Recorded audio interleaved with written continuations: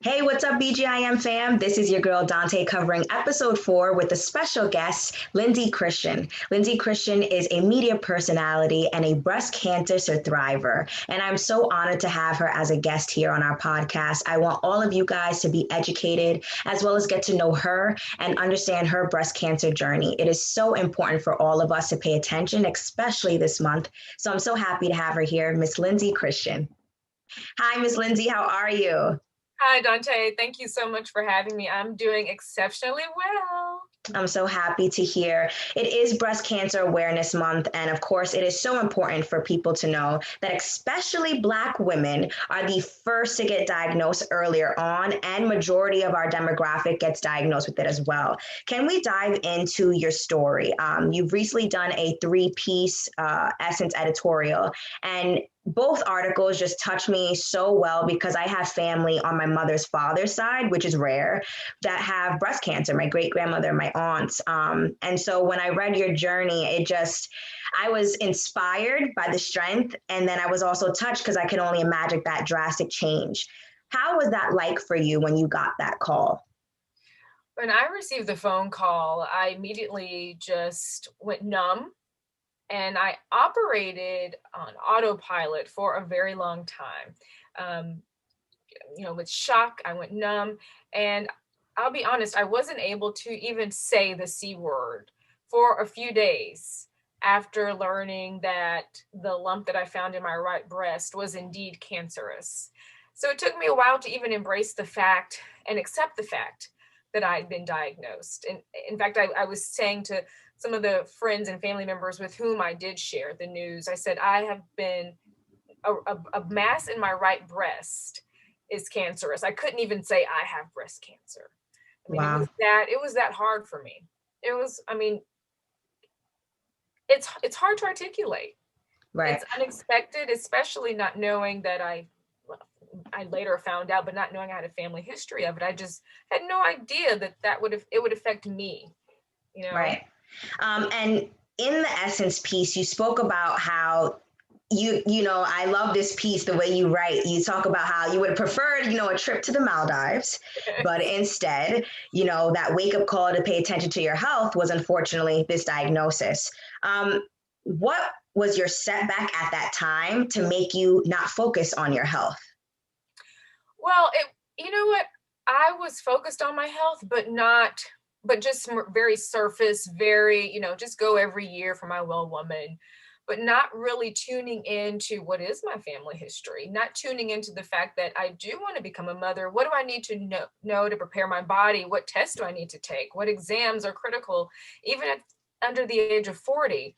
So just really having a tunnel vision focused on my health as opposed to, working really hard in media and ascending the career ladder. God's plan was completely different from my own, which is why he often laughs and will change our plans. But we have to remember they're not ours, they're his. So this was part of his plan. Right. And it's so crazy because our past few episodes have been about that, about letting go of control, just following the journey that he's put us on. And I related so much to this whole entire process of like, do I put my life on pause? Because media, we know that this is such a ever-changing industry. You kind of got to be hustle and bustle. So when I saw how you spoke about how, you were just waiting for that big break, you were so close to it and you just kept putting it on the back burner to start a family. I related to that so I just related it on so many levels. You know what I mean? I'm 27, so I know that I teeter totter between my own ticking time bomb as well as I'm not there yet. I have so much to do, and your story really inspired me. Can we talk about how that process was for you to have to go through, your removing the uterus and all of that, the hysterectomy, and that feeling when that realization of I may not be able to have kids? So the good news is that I'm only removing ovaries and fallopian tubes, and prayerfully, if everything's okay, the surgeon will keep my uterus. My uterus will stay intact. So I will have an Awesome. opportunity to carry a child via the eggs that are harvested right now. So there is a glimmer of hope there and a glimmer of optimism. But as you know, for any woman to have to live without parts of her reproductive system is emotional. Mhm. I worked so hard in New York City and New Jersey area to climb the ladder to make a name for myself, which took years. And I was so close to getting like this really cool job that I had been working very hard to get. In fact, I got the phone call to come in to host this amazing show a week after I was diagnosed. I was like, oh my gosh, right? So Mm. again, not my plan. This is God's plan. But I'd really been putting motherhood on the back burner because I wanted to get to a certain point in my career and establish myself financially too, because it's not cheap to bring a child into this world. But I was so focused on that. And as I was doing that, time was going by. And next thing you know, I'm looking up close to 40. And then I'm diagnosed with breast cancer. So all of that just changed, and it completely flipped my perspective, changed my perspective. It forced me to prioritize my future. What would you say to your other breasties who are going through these transformational changes physically? What advice would you give them to get them through those changes? It's only temporary. Mm. It's only temporary. And I say temporary because when you have surgery, it's temporary. You're healing, your breasts are reconstructed, you're healing. You eventually will come into your new body. You will embrace your new body as a woman, but it's only temporary. The pain, the surgeries, the procedures, it's only temporary. What I will say is not temporary are the side effects from chemo and from various procedures. But I have to keep in mind that this is only temporary. I'm going through the valley. I will come out on the other side stronger than ever. And I have, but it's only temporary. Your hair will grow back. Yes, I know, if you have to remove ovaries, those don't grow back, but just know that there are some other options. You can discuss options with your medical team about how you can become a mother. I know this might sound like TMI, but my plastic surgeon, who keeps it real and is so honest, he said, just because the child doesn't come out of your vagina doesn't make you any less than a mother. You can mother a child through surrogacy. You can adopt. You can become a foster mother. There's so many other options beyond traditionally having a child, from your womb. So, just having encouraging people around you and supportive people around you, positive people around you, that helps too. So I would say just know that it's temporary and to keep a really positive circle around you. I love that. And I feel like I am getting strength from you. You seem like such a centered and strong woman. And I know very often, it's such a Black women are so strong, but just the way that you just are, you're thriving through this. You really are a surthriver, Lyndsay. And it's just amazing to see firsthand right here on this chat. Can you tell me where surthriver and that platform, that name really came from? You've heard oftentimes breast cancer survivor, or you are a thriver. Well, I just combine the two to surthriver because yes, I survived breast cancer, but I'm thriving. I'm thriving as a result of that diagnosis. And I think it has a more positive connotation as opposed to survivor. Survivor, when I hear that, I think I was near death and I wasn't. But surthriver gives it a positive connotation, an optimistic perspective to breast cancer. It's not your traditional, or it's no longer your grandma's diagnosis, your grandma, what we call the grandma's breast cancer, because technology has advanced, medicine has advanced, there are new treatments, there's new science. And so prognosis, the rate of prognosis in women whose breast cancer is detected early is higher, which is good. That's why I'm preaching to the choir. Early detection will save your life. Get your mammogram, get those tests now, because it will increase your lifespan. I love that. And where did breasties come from? Because I have to say, I think that probably is my favorite of all. I learned that through another breastie. I was like, oh, she said, oh, hi, breastie. I said, what is a breastie? I said, oh, just women who are breast cancer patients and or surthrivers who just find support within our own community. So we're breasties. I love that. And do you have a firsthand or someone close to you within your family that you would consider a breastie, or maybe someone that you went through the journey with?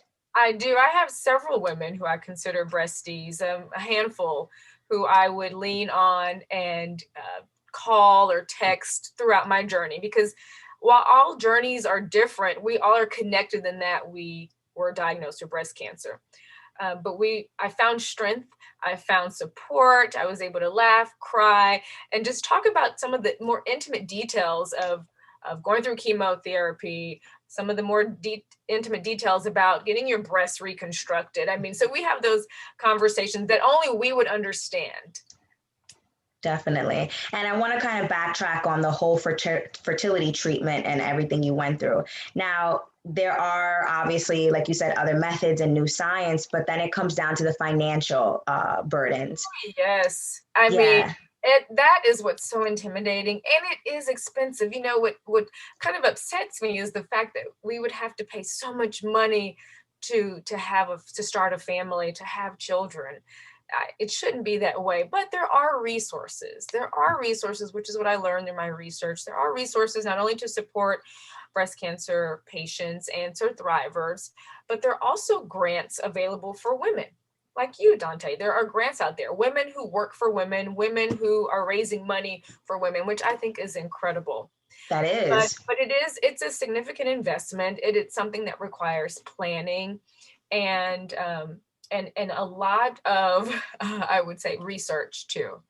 But planning and research and just putting those dollars aside for if you know that infertility is your challenge, then women will do what they have to do if they want to become a mother. They'll find a way.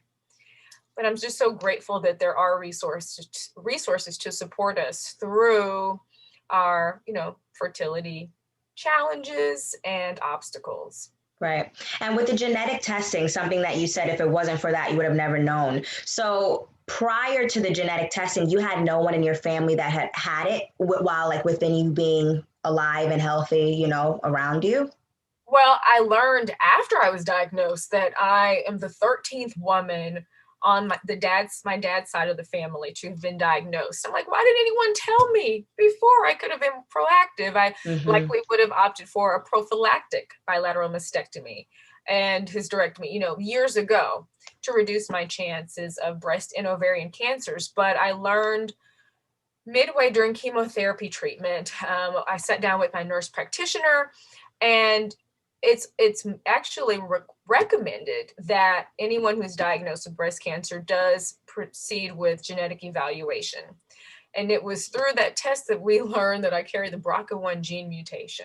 So I'm at higher risk for breast and ovarian cancer. So if you can imagine this, you're diagnosed with breast cancer, and then you learn, oh, you're at higher risk because of your crazy DNA.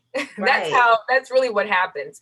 And my surgeon said at some point in my life, I likely would have been diagnosed just because of that gene mutation, which is why I refer to myself as the Black Angelina Jolie, because at the age of 37, she learned she carries the BRCA1 gene mutation, and she proceeded with the prophylactic bilateral mastectomy and hysterectomy. And by this time, she'd already had her children. So, whew. Yeah, I did. I read that part. And when you said you called yourself the Black Angelina Jolie, I actually chuckled at that. I love that. But I also. Hers was a little different. She did know she had a family history. She took the test and she did something about it. I just say I was a Black Angelina Jolie because I'm around the same age I was the same age that she was when she learned she carried the BRCA1 gene mutation, and we're having similar procedures. I just thought that was so funny. Right. It is such ironic. And, like you said, you would have been proactive ahead of time. What are some advice you give to girls like myself, how to be proactive? Because I still find myself a little uncomfortable, regardless of how old I am, to really sit there and go through that process. It is a lot to process. You have to be emotionally ready for whatever the results of those tests will present, right? So just I would say I put on my strong armor of God and I just go in there. But at the age of 27, like you, I was not thinking about a mammogram or genetic testing. But again, if you know better, you do better. So I'm telling women, get the genetic test. The sooner you have something, whether it's breast cancer, you're predisposed or at higher risk for breast cancer or ovarian cancer, or diabetes runs in your family, or sickle cell, anemia, whatever it is, if you know sooner, you can be proactive and treat it and manage it, whatever it is. But I know there's a fear. There's a fear behind taking any type of test. But the sooner you know, the better. Early detection for whatever it is will save your life. Wow. And not to keep going on about it. So when you have children, there is a possibility that your daughters as well. And I know that men can also have breast cancer. A lot of people don't discuss that as well. Right. So that is a possibility that even any of your children, God forbid, could pick up that. Right. And in fact, there is genetic embryo testing available, which is extremely expensive. It's like $4,500 just to test your embryos. And based on those tests, before they implant them into the uterus, you can find out if your embryo is predisposed or carries a gene mutation. Yeah. I know that's what I'm saying. Technology is crazy, but at least you know. So you can make the decision if you want to implant that embryo or not based on the likelihood of if that child will have a good quality of life. Wow, I had no idea about that. You learn something new every day. Every day. You can test those little babies, those little eggs. Yeah. Mm-hmm. And it's expensive, but wouldn't you want to know beforehand? Of course. I think honestly, your entire story, Lyndsay, has made me want to be proactive on my own health, and just for many reasons. Because again, it does run on my family, and it's very odd because it runs on my mother's father's side, which usually doesn't, your maternal, but it definitely runs in our family. So it's something that I want to be proactive on. And that's why I'm a big fighter against cancer and breast cancer. And I think your journey and your story is just amazing. What can people look forward to for your third editorial piece with Essence? Because I'm dying for more. And actually, I don't even want to stop. I'm kind of sad that it stops at 3. I want to reveal. So I'll put it like this. You can't go through a breast cancer journey alone. That's all I'll say. Is there anything in the media world that we can look forward from you? I know you're doing the whole surthriver thing, so I can't wait to see where this really transcends to. Yes. Surthriver is a business. So I launched it as a business. It's an LLC. The idea is that I'm able to leverage my media experience and combine that with my personal health journey to inform, inspire, and empower women through content, collaboration, and conversation. So the content via essence.com articles. I will be appearing on Revolt Black News this week, which is Thursday evening. So just continuing the conversation. I'm collaborating with brands like Indique hair extensions to give away free wigs to breast cancer surthrivers. So continuing the conversation, empowering women, encouraging them to truly own their health beyond breast cancer. That's ultimately what it's about. But I'm just so excited about the media moments I am blessed with so that I can talk about it on a larger level, on a national level, global level. I was invited to speak on a panel that it's a webinar panel about breast cancer, but I know the audience is in like Nigeria. So it's been just amazing. And I'm just overwhelmed, but so grateful because I know I'm on an assignment for God to help women. Yes. And like you said, it's when you give him a plan, he's going to give you one. He's going to laugh at us and look at this plan. You're being on conferences and panels that are international. That's bigger than you would have ever thought. That's right. His plans are bigger than what we have for ourselves. Amen to that. Thank you so much, Miss Lyndsay Christian, for being a part of BGIM Podcast Episode 4. Thank you for your transparency and your strength, and I wish you the best in your journey. I will definitely be keeping up with you, and I wish you the best. Thank you so much for having me into the Black Girl in Media community. I'm so grateful. Thank you again. Anytime. Thank you guys for tuning in to BGIM Episode 4. Stick around for Episode 5.